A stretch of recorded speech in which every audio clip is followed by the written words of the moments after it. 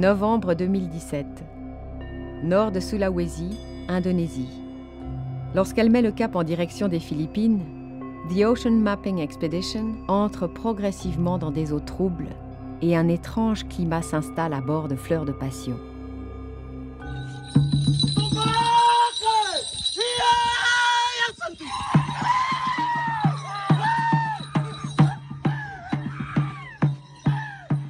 Mais pour l'heure, à Manado, avant de s'élancer vers Cebu et Mactan, la cérémonie à laquelle l'équipage prend part plante un décor plutôt guerrier.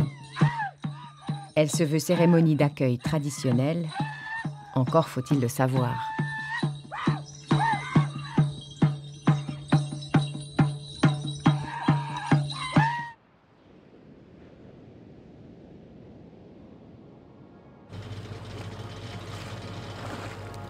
Quand Fleur de Passion lève l'ancre le 25 novembre, deux réalités se mêlent dans les esprits qui exacerbent la dramaturgie de l'étape à venir.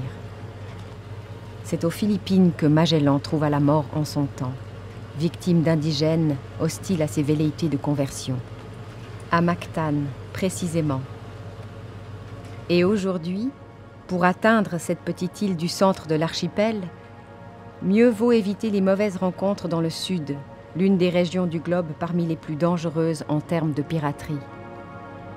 Et là, on avait des recommandations assez claires du DFAE, Département des Affaires étrangères, également de l'ambassade à Manille.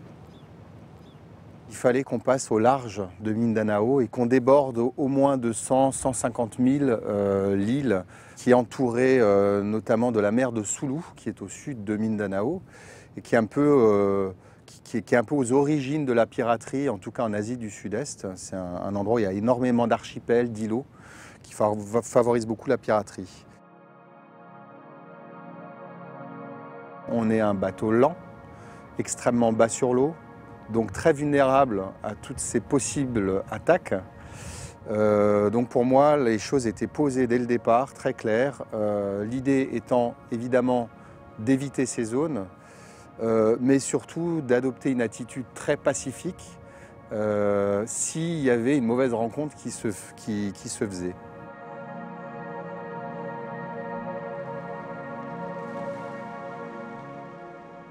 Finalement, pour clore le sujet des pirates, on n'en a pas vu un seul. Le seul rapport visuel que j'ai pu avoir avec une quelconque acte de piraterie, ça a été quand je suis rentré en Europe, je suis sorti de la bouche de métro et je suis tombé sur une fourgonnette où il y avait marqué Vigie Pirate. Et ça a été finalement la première fois que j'ai lu le mot pirate quelque part. Voilà. Donc bon.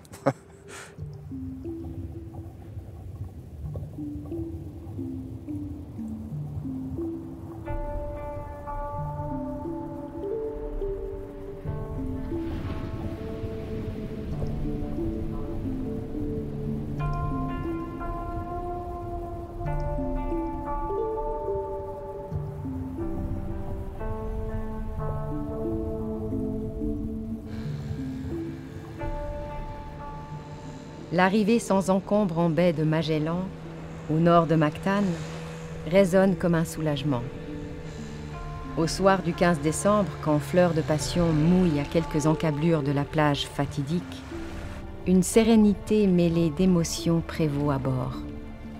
C'est donc là que tout s'est joué il y a bientôt 500 ans. On sait que Magellan a été pris aussi par surprise parce qu'il s'est retrouvé dans des eaux très peu profondes, donc avec une obligation de finir à pied, mais dans l'eau. Donc avec leurs lourdes armures, on les imagine handicapés par ce faible tirant d'eau et effectivement impossible de continuer à progresser avec notre moteur hors bord, donc faible tirant d'eau. On a fini à la pagaie et puis à pied à tirer l'embarcation parce qu'on avait très peu d'eau. Voilà, donc on s'est tout de suite retrouvé à comprendre vraiment sur le terrain comment ça a pu se passer.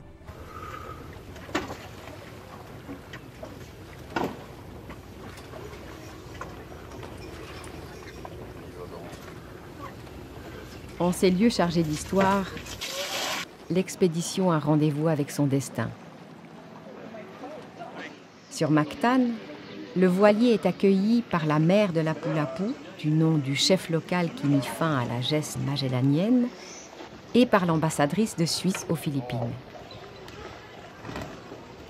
Au début, on ne sait pas trop comment se positionner en tant qu'aventurier, on va dire, sur notre expédition. On est sur un bateau où on n'a pas de tenue officielle non plus avec des petits galons ou quoi que ce soit. Et puis finalement, on se rend compte que ce qui marche le mieux, c'est le naturel. Ce qui nous aide souvent, enfin moi je sais que ce qui m'aide souvent, c'est le naturel des jeunes que j'ai à bord, qui eux sont d'une constance inébranlable dans ces conditions. Ils sont comme ils sont, donc pour peu qu'ils soient de bonne humeur et tout va bien. Le présent de bienvenue que l'ambassadrice remet à l'équipage n'est autre qu'un Santo Niño, une statuette de l'enfant Jésus telle que le navigateur portugais en offrit une au souverain de Cébou qui avait daigné embrasser la nouvelle religion venue d'Europe. Le cadeau se veut un clin d'œil en prélude à l'événement à venir.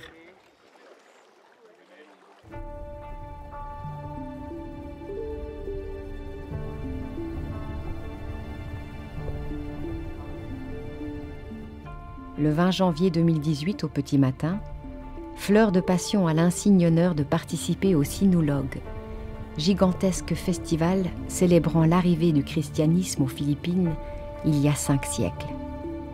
Pavoisé aux couleurs suisses, le voilier est le premier bateau étranger à prendre part à la parade navale qui regroupe des centaines d'embarcations dans le chenal qui sépare Mactan de Cébou.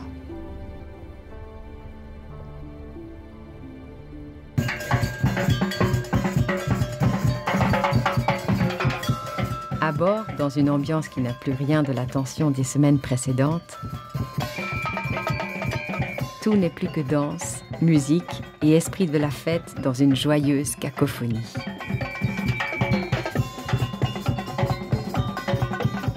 De célèbres blogueurs philippins, spécialement descendus de Manille, découvrent cette face cachée de la Suisse, maritime et aventurière, et ne manquent pas de partager leur découverte. I actually got invited by the Swiss Embassy to attend their first ever fluvial parade. They're bringing in the first ever Swiss boat to Cebu just for Sinulog. So I'm really excited about it. Ito yung favorite ko.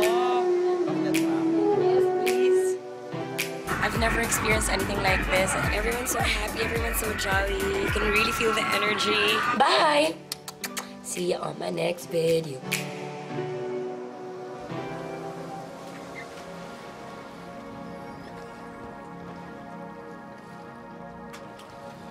Mais qu'on ne s'y trompe pas.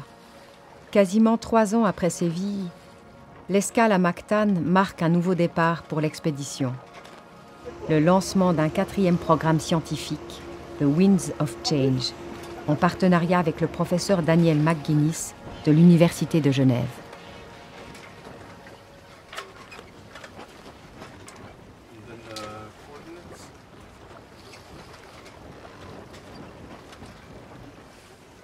The Winds of Change program aboard Fleur de Passion is an ambitious program to monitor carbon dioxide and methane concentrations in the atmosphere over all the global oceans and coastal oceans. In the past decade, the technology to measure these gases, especially methane, has gotten much more advanced and the equipment is much smaller.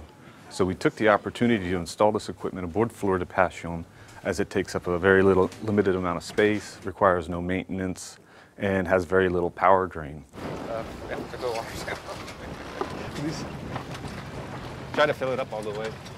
Boats such as Fleur de Passion provides a very interesting research platform for such type studies.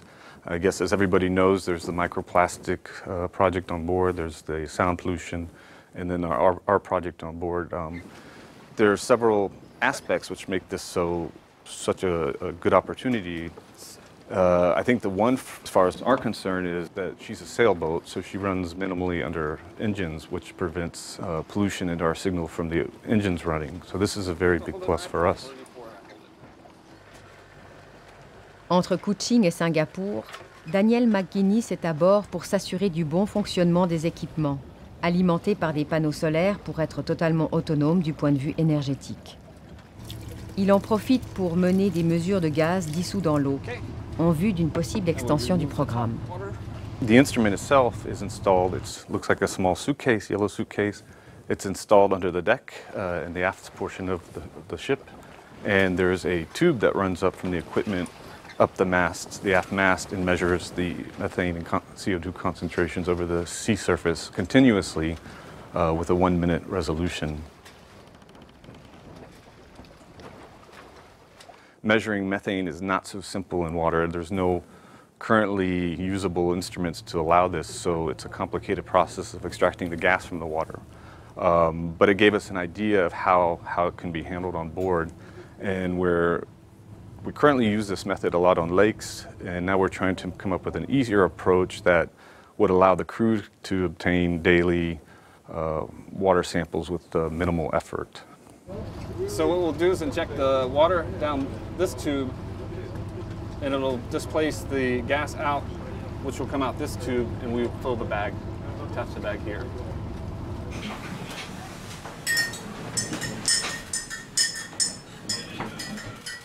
The system itself uses a system of spectrometry that uses a laser to measure the refraction of these gases. So the more gas comes into the chamber, the more the laser is refracted. The data are downloaded by the crew at a regular interval, and they send it to us by email right now, and we analyze it back here at University of Geneva and keep them updated on the results of the expedition so far.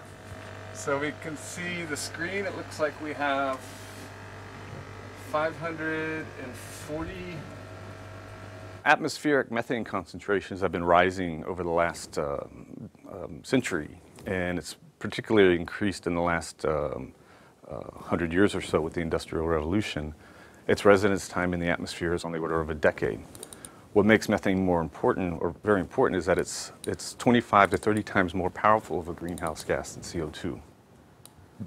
Given the short residence time in the atmosphere, it's actually something we can approach mitigation techniques for, such as better management practices in agriculture, better treatment of wastewater, reducing overall pollution into the coastal regions. So it's a topic where we can measure, identify, and in some cases possibly mitigate these emissions.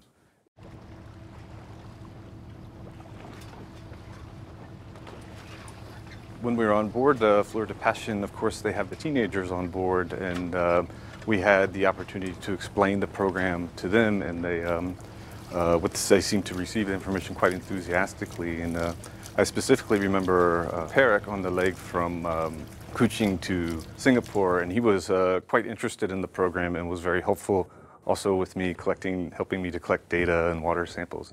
Alors ouais, pour moi c'était une première de rencontrer un chercheur. Souvent on est un peu cloîtré dans nos idées, les chercheurs ils sont dans leur laboratoire en blouse blanche et ils sortent jamais. Alors du coup c'était super quoi, de voir ces personnes du coup, qui a brisé tous ces clichés finalement, que non, les chercheurs c'est des gens du coup très sérieux, mais qui savent aussi du coup travailler dans la bonne humeur, en rigolant.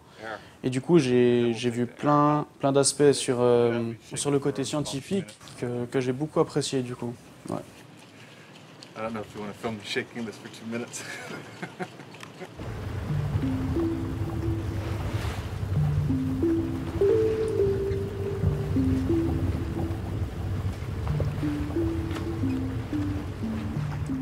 De toute évidence, le programme The Winds of Change interpelle. Lors de l'escale à Singapour en mars 2018, l'expédition partage les premiers résultats avec une audience à la fois intriguée et séduite par ce qu'un voilier, à plus forte raison suisse, est en train d'apporter à la compréhension de l'impact humain sur les océans. Avec le soutien de l'ambassade de Suisse et de l'université James Cook, l'équipage enchaîne conférences de presse, visites publiques, présentations ou encore soirées VIP à bord de Fleur de Passion.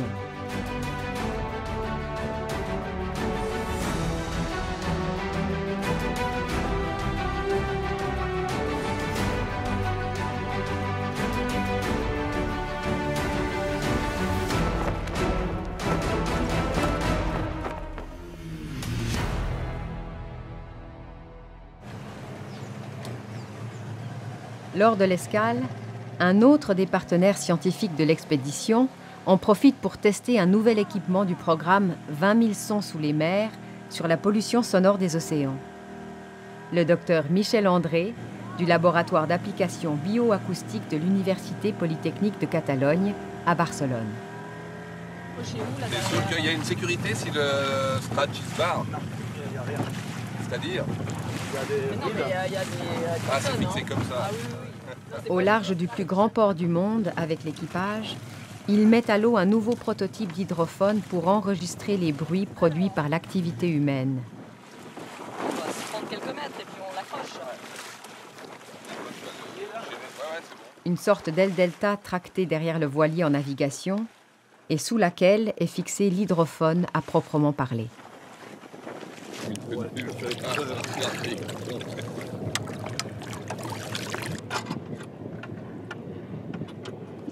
Top.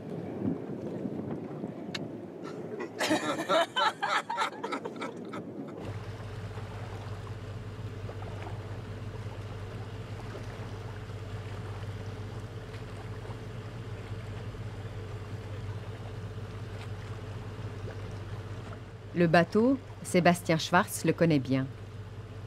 Skipper à bord de Fleur de Passion depuis 2009 après avoir participé à sa restauration, à la barre à tour de rôle depuis le départ autour du monde, il ne peut que se réjouir de le voir ainsi placé au service des projets scientifiques. On est sur des systèmes, des programmes scientifiques qui sont assez simples de mise en œuvre, qui nous permet d'être complètement autonomes par rapport à la présence d'un scientifique à bord. Mais évidemment, on est dans un esprit scientifique avec une rigueur scientifique absolument cruciale pour que les résultats puissent être exploitables, toujours chapeauté par un responsable scientifique, un responsable de ces programmes à bord.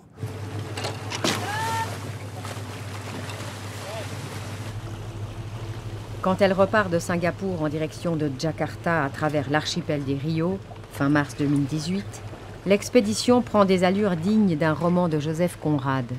Pas un souffle d'air en ces régions équatoriales écrasées d'une chaleur moite qui colle à la peau. Cargo à l'ancre immobilisé sur une mer sans mouvement. Ambiance de plomb sur un pont chauffé à blanc. Au printemps 2018, depuis la capitale indonésienne, l'expédition s'élance à travers l'océan Indien en direction de Madagascar, du Mozambique, puis de l'Afrique du Sud. Résolument, elle maintient son cap avec constance et conviction.